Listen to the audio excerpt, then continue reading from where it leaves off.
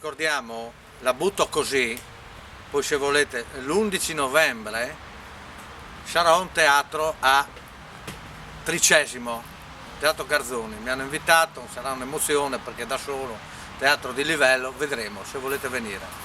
E poi per il 15 dicembre, comunque il vecchietto legge sul giornale che mangiare molto pane riattiva l'attività sessuale. Porca miseria! Va dal suo panificio di fiducia e fa: Franco, 2 chilos di pan.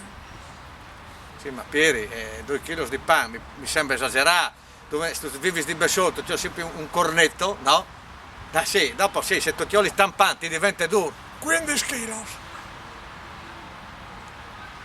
Finita, Sì. No, lascia così.